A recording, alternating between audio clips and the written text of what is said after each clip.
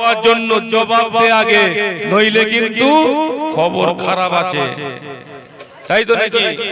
কবর থেকে রেহাই কেউ পাবে না। যদি কবর থেকে রেহাই কেউ পেয়ে যেত, নবীর সাহাবীরা কবর থেকে এত পরিমাণ ভয় করতেন না। নবীর সাহাবীরা কবর থেকে এত পরিমাণ ভয় করতেন না। আহা আমার মায়েরা, আমার জওয়ানেরা, যুবকেরা, কবর থেকে আমাদের ভয় করতে হবে না হবে বলেন? জি, কবরের পুঁজি, কবরের সরঞ্জাম আমাদের করা দরকার আছে না নাই? খবরদার ভুল আমাকে বুঝবেন না। আমরা প্রত্যেকেই চলে যাব।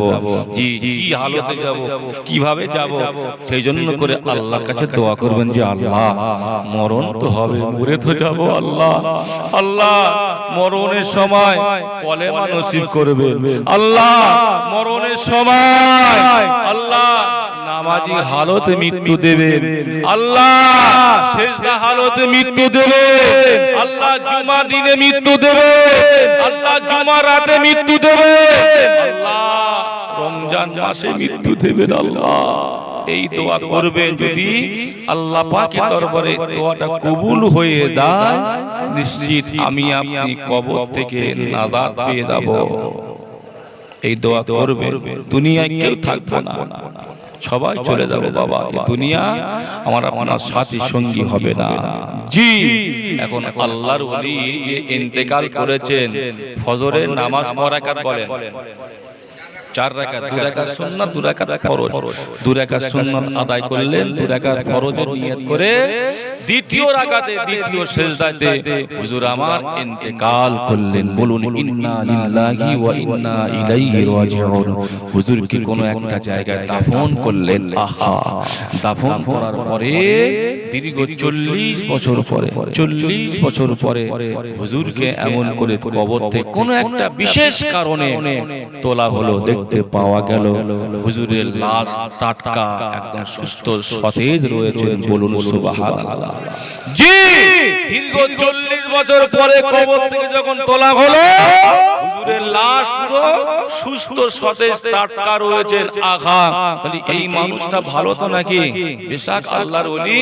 আলা ইন্না আউলিয়া আল্লাহি লা খাউফুন আলাইহিম ওয়া লা হুম ইয়াহজানুন।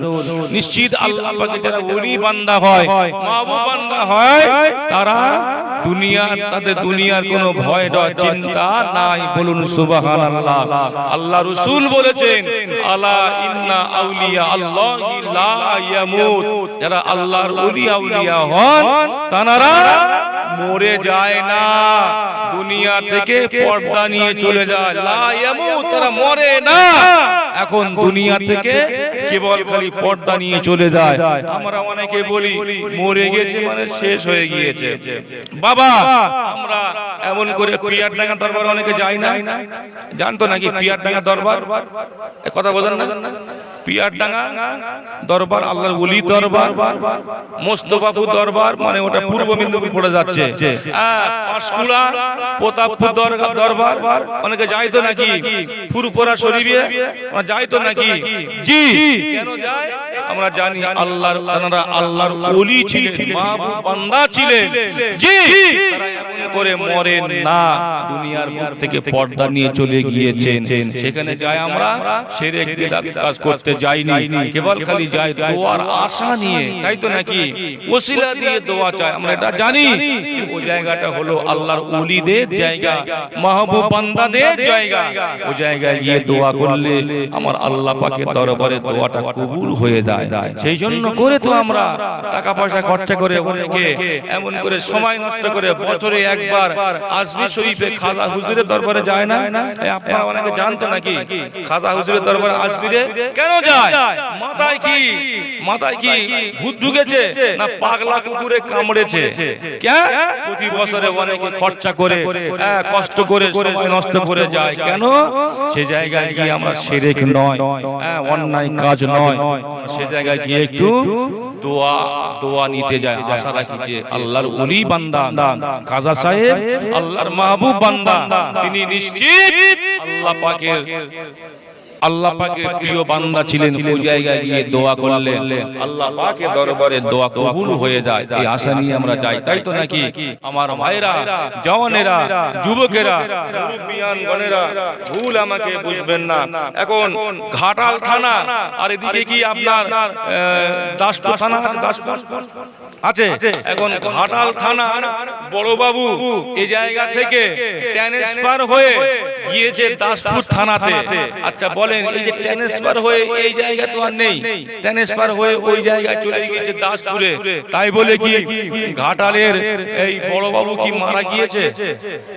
কথা বলেন, মারা গিয়েছে কি? কি হয়েছে? জায়গা পরিবর্তন করেছে।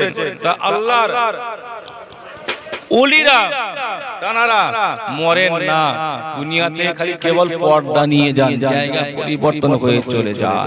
আল্লাহর ওলি হযরত সুলাইমান আল-জুজুলি রাহমাতুল্লাহ আলাইহি তিনি ইন্তেকাল হলেন, পর্দা নিলেন। 40 বছর পরে হুজুরকে তোলা হলো, সুস্থ সতেজ টাটকা লাশ পাওয়া গেল। বলুন সুবহানাল্লাহ। একজন ব্যক্তি হুজুরের পরীক্ষা করার জন্য এই আঙ্গুলটা নিয়ে কপাল মোবারকে টিপ দিলেন। টিপ দেবার সঙ্গে সঙ্গে ওই জায়গা থেকে রক্ত কণিকা সরে গেল। বলুন সুবহানাল্লাহ। আবার টিপটা তুলে নিল, আবার যে জায়গায় রক্ত সেই জায়গায় এসে হাজির হয়ে গেল। বলুন সুবহানাল্লাহ। নিশ্চিত আল্লাহর ওলি বান্দা। ও যুবকেরা, ও আমার মুরব্বিয়ানগণেরা, আল্লাহর ওলি হযরত সুলাইমান আল-জুজুলি রাহমাতুল্লাহ আলাইহি হুজুর আমার হায়াতে জিন্দেগিতে এক তারিখে আপনার কিনা রাস্তা দিয়ে হাঁটছে রে, রাস্তা দিয়ে হাঁটতে হাঁটতে হাঁটতে হাঁটতে হাঁটতে জঙ্গলের পথ পড়ে গেল। জঙ্গলের ভিতর দিয়ে হাজির আল্লাহর ওলি সুলাইমান আল-জুজুলি রাহমাতুল্লাহ আলাইহি হুজুর আমার জঙ্গলের পথ দিয়ে হাঁটতে থাকেন, হাঁটতে হাঁটতে হাঁটতে হাঁটতে এমন সময় কানেতে আসরের আযানের আওয়াজ চলে আসলো। বাবা, আসরের আযানের যখন আওয়াজটা কানে আসলো, আযান যখন কানে শোনা হয়, আযান যখন কানেতে চলে আসে, বাবা আযান শুনে নামাজ পড়তে হবে না হবে? বলেন হবে তো নাকি? আযান শুনলে নামাজ পড়তে হয়, পড়ি আমরা নামাজ। বলে হুজুর ওইটা বলবেন না, সব ওয়াজ করুন কিন্তু ওই নামাজের ওয়াজ করবেন না। নামাজ পড়ো, নামাজ পড়ো, নামাজ পড়ো। এই ওয়াজ শুনে শুনে আমার দাদু চলে গিয়েছে, এই ওয়াজ শুনে শুনে আমার বাবু পটল তুলেছে, আর এই ওয়াজ আমি আর শুনতে চাই না। ইনকিলাব জিন্দাবাদ, আমরা খাবো তোমরা বাদ।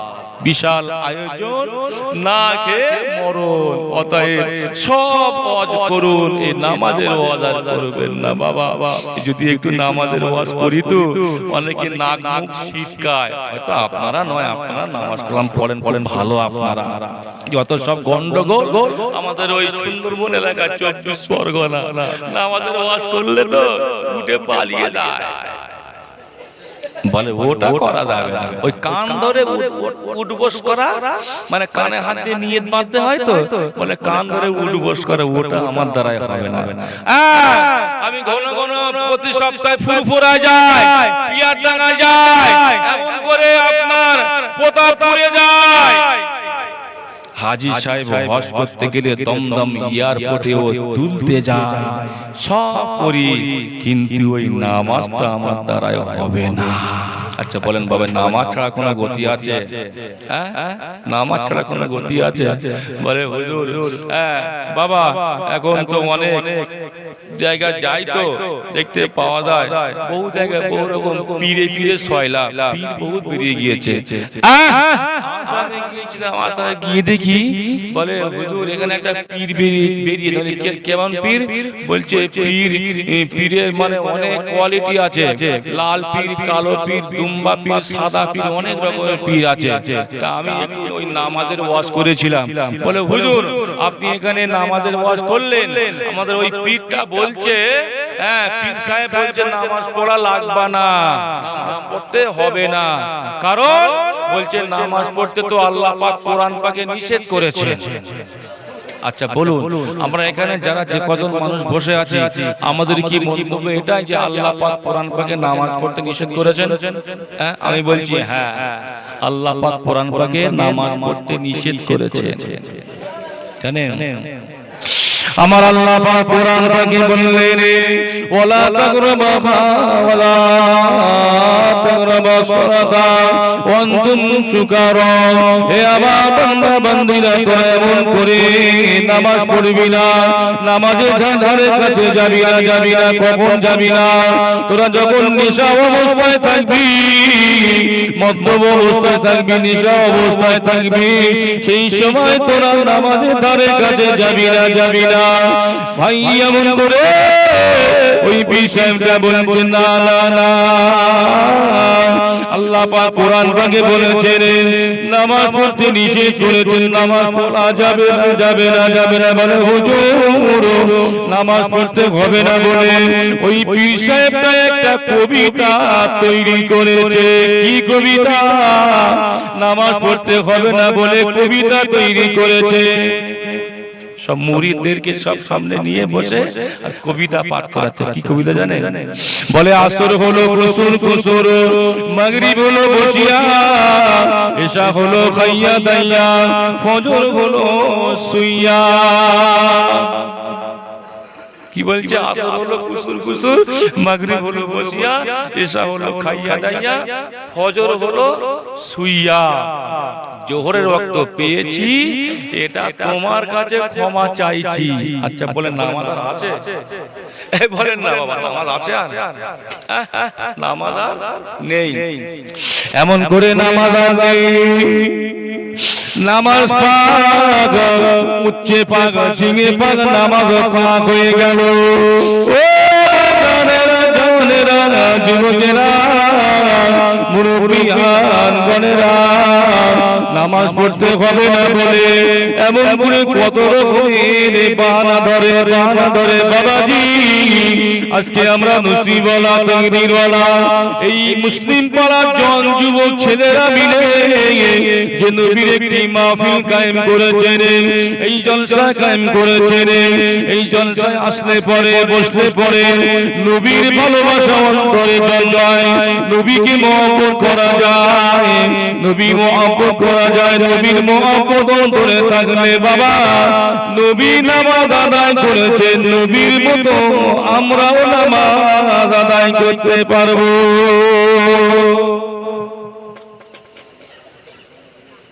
জি নামাজের কথা অনেক, এখন নামাজ পড়বে না কত রকমের মানে অজুহাত শুরু করেছে। ডান হাত বাম হাত সঙ্গে একটা হাত জুড়ে দিয়েছে, বড় হাত অজুহাত আছে না বাবা। খবরদার, নামাজ আমাদের পড়তে হবে, নামাজ পড়বেন, নামাজ পড়তে হবে। জি আল্লাহর বিধান। এখন একজন নামাজি বাড়িতে তিনজন জামাই হয়েছে বেনামাজি, তিনজন জামাই হয়েছে বেনামাজি। এখন শ্বশুর মশাই খুব নামাজ পড়ে, আল্লাহওয়ালা মানুষ তো। এখন তিন নামাজি জামাই, তিন ভাড়া ভাই, তাই তো নাকি? এখানে কি বলে? ভাড়া ভাই বলে তো নাকি? না সাউরি ভাই বলে? আচ্ছা ভাড়া ভাই বলে। এখন তিন ভাড়া ভাই এখন মাগরিবের একটু আগে এসে হাজির শ্বশুর বাড়ি। এখন শ্বশুর তো খুব খুশি, শ্বশুর খুব খুশি, বলছে বাহ মাশাআল্লাহ সোনার চাঁদ চাঁদ জামাই এসেছে গো বাবা, ঠিক আছে খুব ভালো হয়েছে, মাগরিবের সময় হয়ে গিয়েছে, নামাজ পড়তে হবে, যাও ওযু করে নাও। তিন ভাড়া ভাইকে ওযু করতে বলেছে। এখন তিনজন তো বব্বর, ওযু ওযু কিছু বোঝে না, জীবনে ওযু করেনি, নামাজ পড়েনি, ওযু করবে। এ বলছে ভাই শ্বশুর মশাই বললো ওযু করতে, তো ওযুটা আবার কি? বড় ভাড়া ভাই বলছে ভাই শ্বশুর বাড়ি এসেছি, এখন যদি ওযু না করি শ্বশুর বলে যাবে, মান সম্মান থাকবে না। ওযু তো জীবনে করিনি, নামাজ পড়িনি, জানি না কিভাবে ওযু করতে হয়। জাকমা করে একটু হাত মুখ ধুয়ে লে না রে ভাই, একটু হাত মুখ ধুয়ে লে। এখন বড় ভাড়া ভাইয়ের কথা, এখন আরো দুজন ভাড়া ভাই এরা হাত মুখ ধুয়ে একটুখানি ফ্রেশ হয়ে এসে হাজির, শ্বশুরের কাছে এসে হাজির। বলে বাবা মাশাআল্লাহ ওযু করে এসেছো? জি আব্বা ওযু করে এসেছি। ওই সময় আব্বা বলছে বাবা তোমরা তিনজন আর আমি একজন, চারজন। আজকে মাগরিবের নামাজ জামাতের সঙ্গে আদায় হবে। কেননা একা নামাজ পড়লে যা সওয়াব, জামাতে নামাজ পড়লে তার থেকে 27 গুণ বেশি সওয়াব। তুলে বলুন সুবহানাল্লাহ। আপনারা সবাই নামাজ পড়েন, নামাজ পড়বেন, জামাতে একটু পড়ার চেষ্টা করবেন। সময় হয়তো পান না, কতটুকু সময় পাবেন মসজিদে গিয়ে জামাতে নামাজ পড়বেন। জামাতে নামাজ পড়লে কি 27 গুণ বেশি সওয়াব হয়। আরে শ্বশুর বলছে, বাবা চারজন যখন আসি আজকে বাড়িতে জামাত করে নামাজ পড়া হবে। তবে বাবা শোনো, আজকের এই মাগরিবের নামাজের জামাতের ইমামতি করবে আমার বড় জামাই বাবু। আচ্ছা বলেন, ওর জামাই বাবুর আর পিছন আর মানে পিছন আর থাকবে? পিছন তো হলুদ হয়ে যাবে, হবে না? ও তো কিছু জানে না, বলছে আজকে আমার মানে ইমামতি করবেন বড় জামাই বাবু। যখন বলেছে সর্বনাশ, হাওড়া শিয়ালদা শুরু হয়ে গেছে। বলে নামাজ জীবনে কখনো পড়িনি, কিছু জানিনি। আর মাগরিবের নামাজটা একটু জোরে পড়তে হয় কেরাত নাকি? মাগরিবের নামাজ একটু সূরা ফাতিহা জোরে পড়তে হয়, সঙ্গে আরো একটা সূরা মানে মেলাতে হয়, জোরে পড়তে হয়। কি হবে বাবা এখন মান সম্মান যদি নামাজ না পড়াতে পারে, নামাজ না পড়ায়, এখন মারাত্মক একটা ব্যাপার। যে কিছু জানে না এরা শ্বশুর মনে করবে আমরা গ্রামের বস, জামাই মানে কি গ্রামের বস তো নাকি? বিরাট ব্যাপার, এটা বিরাট পাওয়ার। আমরা গ্রামের জামাই মানে কি অনেক আমাদের পাওয়ার। যাই হোক, এখন বলছে ভাই শ্বশুর যখন বলেছে, মেজো ভাড়া ভাই বলছে শ্বশুর যখন বলেছে তা যাও ভাই, সামনে যাও না, যা হবে হবে, কি করবে, একটা জীবনে একটা রিস্ক নাও না ভাই। জীবনে তো অনেক রিস্ক নিয়ে অনেক কাজ করো, তাহলে একটা রিস্ক নাও। এখন বড় ভাড়া ভাই সামনে গিয়ে এখন তিনজন পিছনে লাইন দিয়ে দাঁড়িয়েছে।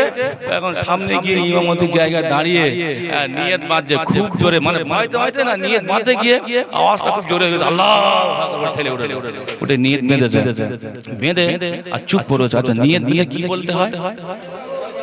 নিয়ত করে কি বলতে হয়? খানা পড়তে হয় তো, সুবহানাকাল্লাহুম্মা ওয়া বিহামদিকা ওয়া তাবারাকা ইসমুকা ওয়া তাআলা জাদ্দুকা ওয়া লা ইলাহা গায়রুক। আপনারা এগুলো শিখে নেবেন। আপনারা যোগ্য ইমাম পেয়েছেন, যোগ্য ভালো ইমাম রেখেছেন, জি আপনারা একটা সময় করে মসজিদে গিয়ে বসে 5 মিনিট 10 মিনিট সময় দিয়ে ইমাম সাহেবের কাছ থেকে সব শিখে নেবেন। আমাদের সূরা কিরাতগুলি, এই দোয়া কালামগুলো সব শিখে নেবেন, জি কাজে লাগবে। এখন ও নিয়ত বেঁধে, ও তো কিছু জানে না। ও জানে কি ও কি সানা, কি দোয়া, কি দরুদ, কিচ্ছু জানে না। এখন নামাজের নিয়ত বেঁধে চুপ রয়েছে। এখন মাগরিবের নামাজে একটু জোরে কিরাত পড়তে হয়। আলহামদুলিল্লাহি রাব্বিল আলামিন আর রহমানির রহিম মালিকি ইয়াউমিদ্দিন ইয়্যাকা না'বুদু ওয়া ইয়্যাকা নাস্তাঈন ইহদিনাস সিরাতাল মুস্তাকিম সিরাতাল লাযীনা আন'আমতা আলাইহিম গায়রিল মাগদুবি আলাইহিম ওয়ালাদ-দাল্লিন।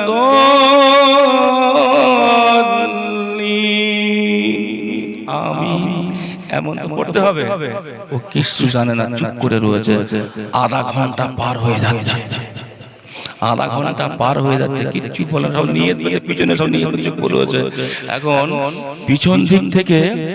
পিছন দিক থেকে মেজো ভাড়া ভাই বলছে, এ ভাই কি করবি, কোন ধরনের ভয়, পায়ে লাগছে। যদি নিয়ত বেঁধে আধা ঘন্টা দাঁড়িয়ে থাকে পায়ে লাগবে না? লাগবে তো নাকি? এ ভাই কি করবি, কোন ধরনের ভয়, পায়ে লাগছে। তখন পিছন থেকে ছোট ভাড়া বলছে, এ ভাই এখন চুপ কর, নামাজ হচ্ছে, কথা বলতে নেই। কে বলছে? ছোট বড় ভাই বলছে এখন চুপ কর, নামাজ হচ্ছে, কথা বলতে নেই। ও তখন ইমাম সাহেব ঘুরে বলছে, বলে ভাই নামাজ হচ্ছে বলে কথা বলতে নেই বলে তো আমি কথা বলে আমি চুপ করেছি, কিছু বলিনি আমি।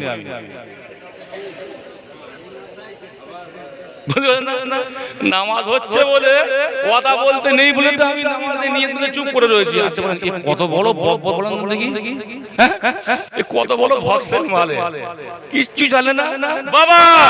আমরা এরকম অনেকে আছি, হয়তো আপনারা নয়, আপনারা খুব ভালো জ্ঞানী জ্ঞানী মানুষ, আপনারা সব জানেন।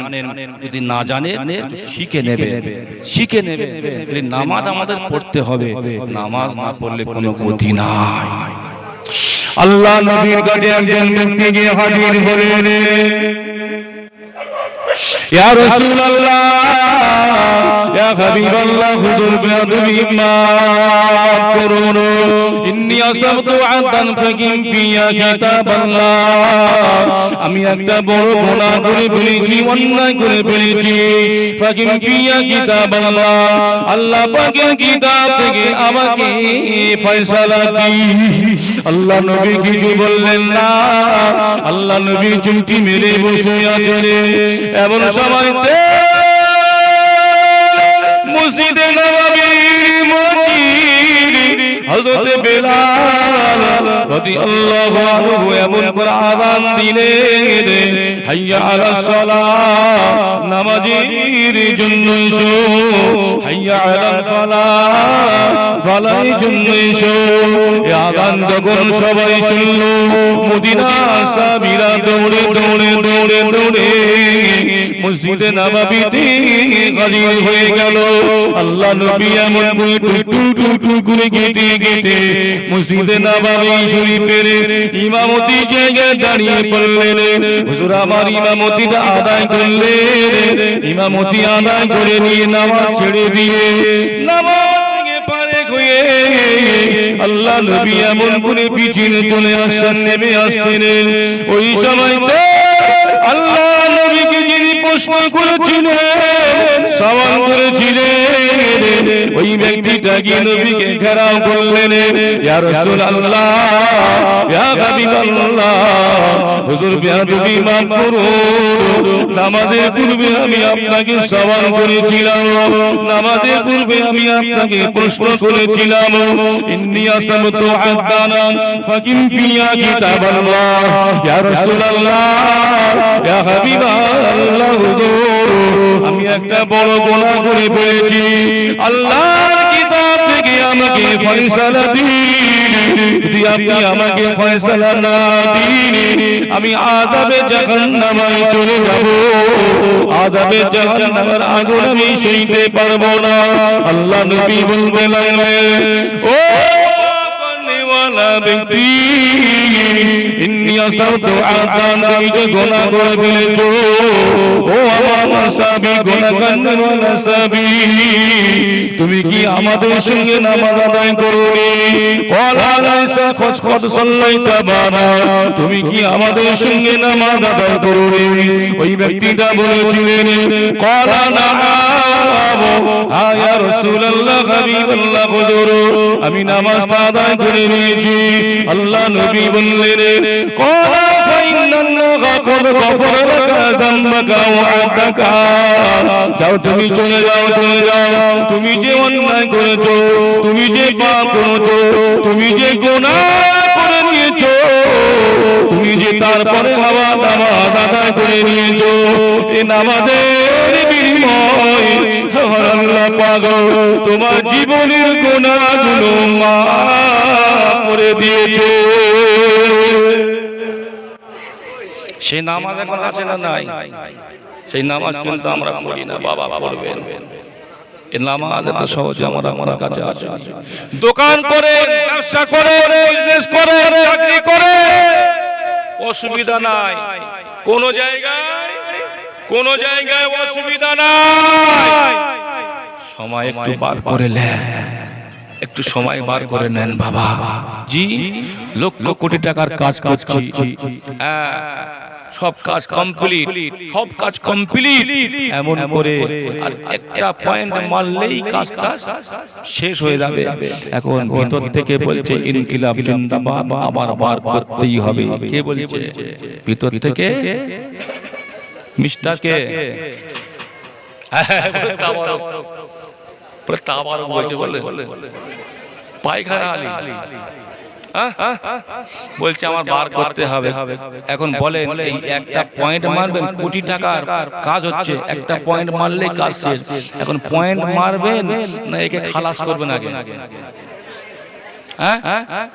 খালাস করতে হবে তাই তো নাকি যদি খালাস না করে কোন পয়েন্ট হয়ে যাবে কোনো ঠিক মাথা কোনো কাজ করবে না জি বাবা আমি বলছি এই জন্য করে কোটি টাকার কাজের ভিতর থেকে যদি পায়খানা করার পেশাব করার সুযোগ পায় সময় পায় তাহলে ওই কাজের ভিতর থেকে আমি আপনি সেই আল্লাহ পাকের দেওয়া নির্দেশ নামাজটা কেন পড়তে পারবো না? কি গো বাবা, অসুবিধা হচ্ছে নাকি? অসুবিধা হচ্ছে কি? তাহলে আমি অন্য ওয়াজ পাল্টে দেবো, এবার করবো না। বাবা আজকে কি মনে হলে এই মানে বেরিয়ে পড়েছে কথায় কথায়, ও ওয়াজটা উল্টো হয়ে যাচ্ছে। যাই হোক, আল্লাহ পাক আমাদের সকলকে কবুল করেন, বলেন আমিন। বলেন সকলে আল্লাহুম্মা আমিন।